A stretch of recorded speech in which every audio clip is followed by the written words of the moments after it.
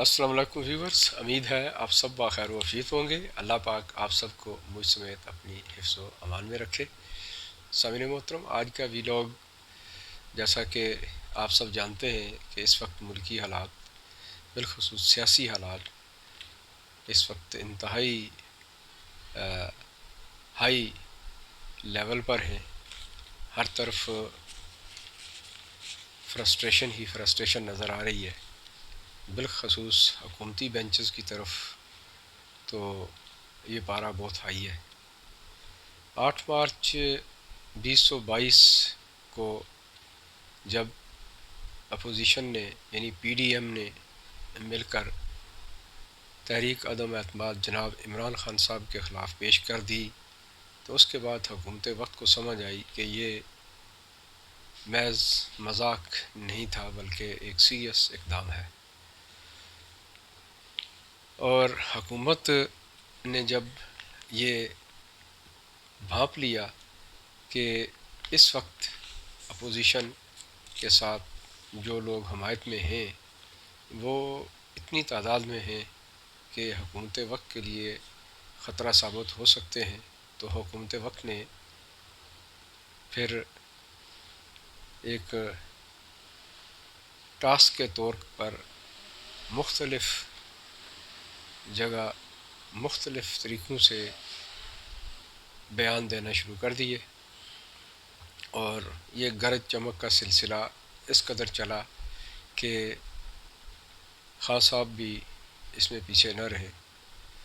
خان صاحب نے ملسی میں خطاب کیا، جس خطاب میں انہوں نے بڑی دھواں دھار قسم کی تقریر کی، اور اس میں خان صاحب نے اپنے سیاسی مخالفین کو آڑے ہاتھوں لیا، یہاں تک کہ ملک کے 3 بار کے پرائم منسٹر نواز شریف صاحب کو بھی نہیں بخشا، انہیں بھگوڑا کہا اور انہیں گیدڑ کہا اس کے بعد کی ایک تقریر میں۔ گویا یہ فرسٹریشن کی ایک واضح نشانی نظر آتی ہے کہ ایک ملک کا، وہ بھی اسلامی جمہوری ملک کا وزیر اعظم، اور اپنے سیاسی مخالفین کے نام بگاڑ کر ایک جلسے میں اس طریقے سے نام لے کہ وہ تماشا بنے یا ان کا مذاق اڑایا جائے۔ بذات خود یہ غیر اخلاقی اقدام ہے۔ نہ صرف انہوں نے نواز شریف صاحب کو بخشا، بلکہ آپ دیکھیں کہ مولانا فضل الرحمان صاحب جو جے یو آئی کے سربراہ بھی ہیں اور پی ڈی ایم کے سربراہ بھی ہیں۔ سامعین محترم، جے یو آئی کے سربراہ، جمعیت علماء اسلام کے سربراہ، یہ کوئی چھوٹی بات نہیں ہوتی کہ علماء اسلام اور پھر ایک جماعت، کوئی 2 4 10 لوگ نہیں ہیں۔ خود سوچئے کہ کتنے اہل علم اس جماعت میں ہوں گے، اور ان کا سربراہ پھر پی ڈی ایم جو سیاسی جماعتوں کا ایک آپ کہہ لیں ایک گروپ ہے، اس گروپ کے بھی سربراہ ان کو محض سیاسی طور پر نیچا دکھانے کے لیے ان کا نام بھی بگاڑ کر پیش کیا گیا۔ فضل الرحمان کی جگہ انہیں فضلو اور مولانا ڈیزل کہا گیا۔ ذرا سوچئے کہ اتنا پیارا نام فضل الرحمان، اللہ کا فضل، رحمان کا فضل، اور اس نام خوبصورت کو اس طریقے سے بگاڑ کر پیش کرنا کہ فضلو، تو خود سوچئے کہ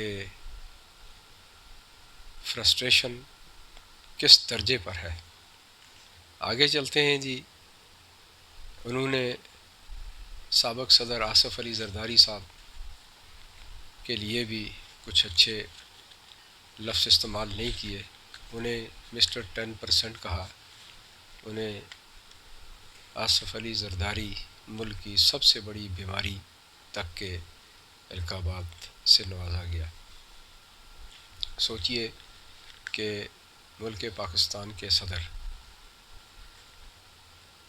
پھر آگے چلتے ہیں، جناب شہباز شریف صاحب جو متعدد بار پاکستان کے سب سے بڑے صوبے پنجاب کے سی ایم رہ چکے ہیں، انہیں شوباز کا نام دیا گیا۔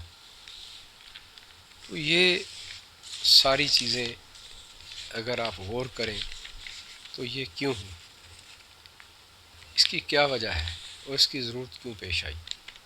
دراصل جب انسان کے پاس کچھ کہنے کو نہ ہو تو وہ کردار کشی کی طرف چلا جاتا ہے، اور جب بات کرنے کو کچھ نہ ہو تو پھر اسی طرح اسٹریٹ لینگویج یوز کی جاتی ہے۔ پھر آپ دیکھیں کہ ملسی کے لوگوں سے خطاب کرتے ہوئے عمران خان صاحب فرماتے ہیں کہ میں ایک شرط پر پیٹرول اور ڈیزل کی قیمت کم کر دوں گا کہ جس دن میں نواز شریف بھگوڑے سے پیسے یعنی لوٹی ہوئی رقم واپس لے کر آؤں گا۔ سامعین محترم، یہ لینگویج، اس کی ضرورت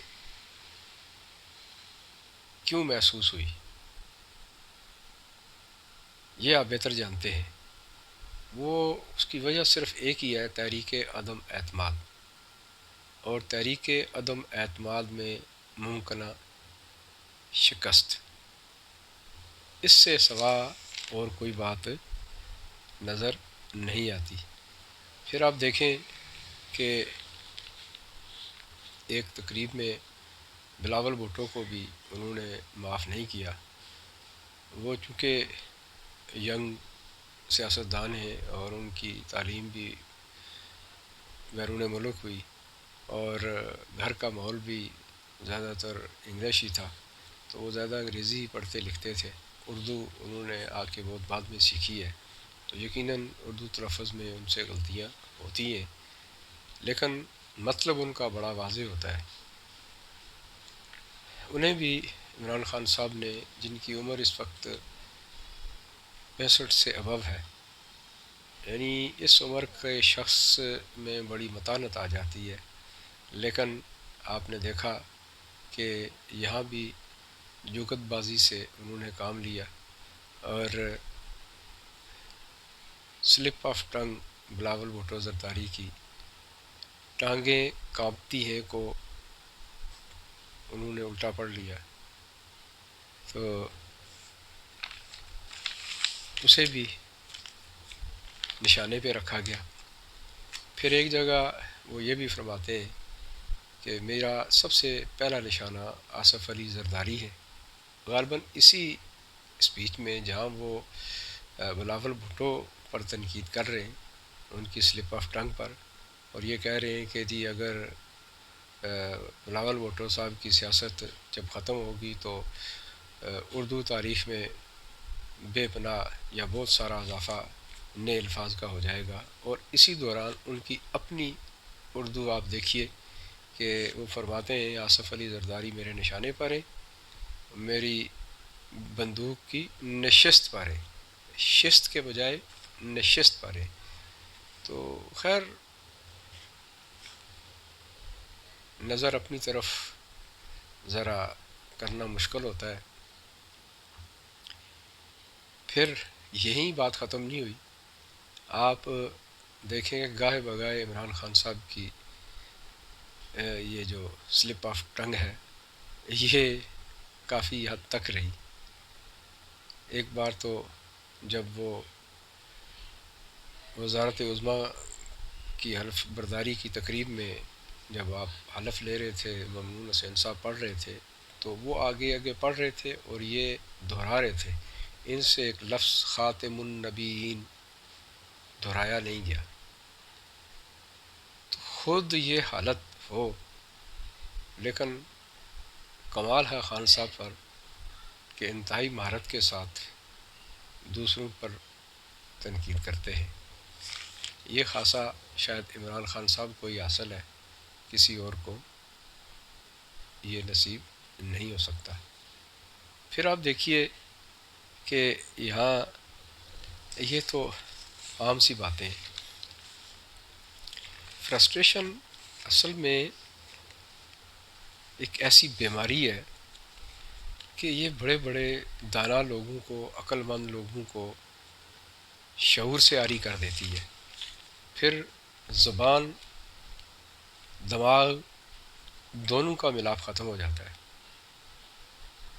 اور یہاں بھی کچھ سچویشن اسی طرح کی ہے، اور اس کی وجہ یہی ہے کہ اس وقت عمران خان صاحب کو اپنی یقینی شکست نظر آتی ہے۔ وہ اس لیے کہ جب اپنے ہی ساتھ چھوڑ دیں، جن پہ بھروسہ ہو، جن پہ تکیہ ہو، وہی ساتھ چھوڑ دیں تو یقیناً انسان کو اپنی شکست واضح طور پر نظر آتی ہے۔ جن میں آپ دیکھتے ہیں کہ 40 اراکین ہیں۔ جناب جہانگیر ترین صاحب جو عمران خان صاحب کے دائیں بازو کنسیڈر کیے جاتے تھے، آپ نے یہ بھی دیکھا کہ عمران خان صاحب کی حکومت کا دار و مدار جہانگیر ترین صاحب پر تھا۔ انہوں نے ہی اس پی ٹی آئی کو سہارا دیا اور انہی کے بل بوتے پہ جناب عمران خان صاحب حکومت بنانے میں کامیاب ہوئے، اور ان کے ساتھ جو ناانصافیاں ہوئیں یا جو بھی معاملات ہوئے، وہ 40 کا گروپ لے کر اس وقت سائیڈ لائن پہ ہے۔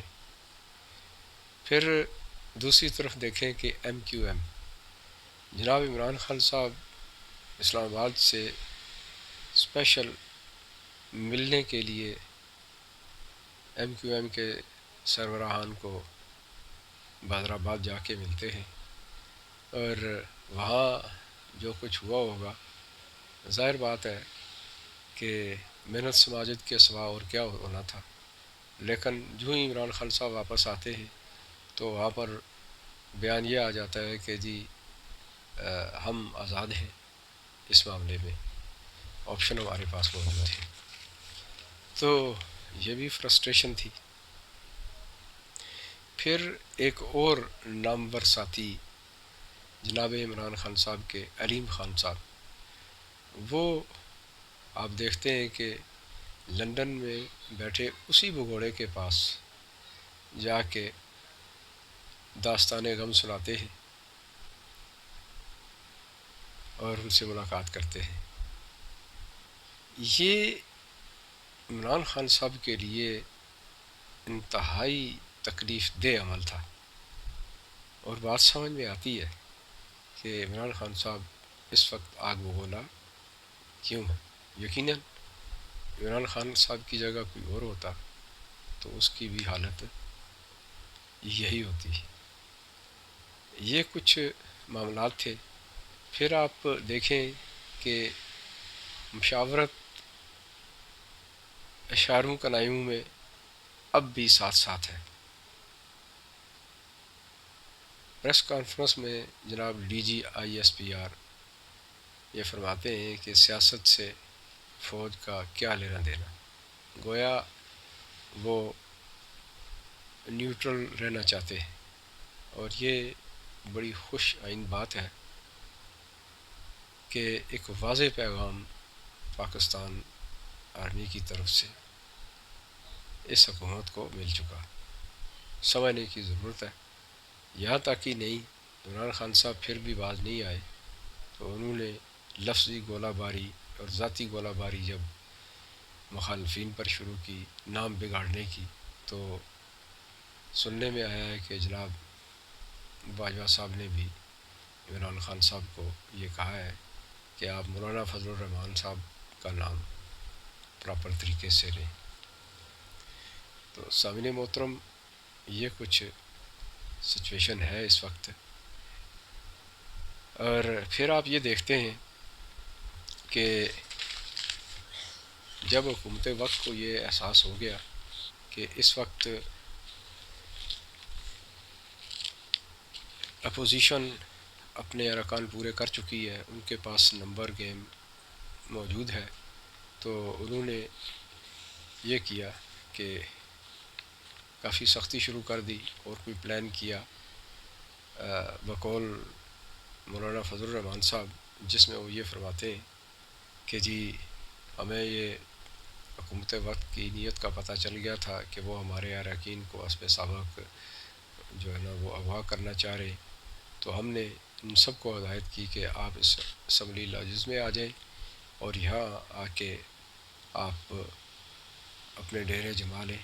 تو وہ تمام لوگ جتنے اراکین تھے وہ یہاں آ گئے۔ حکومت وقت کو جب اس بات کا پتہ چلا کہ یہ تو وہاں پر مقیم ہو چکے ہیں جن کے باہر جانے کے کوئی چانس نہیں ہے، تو اب کیا ہوگا؟ تو وہ فرماتے ہیں کہ جی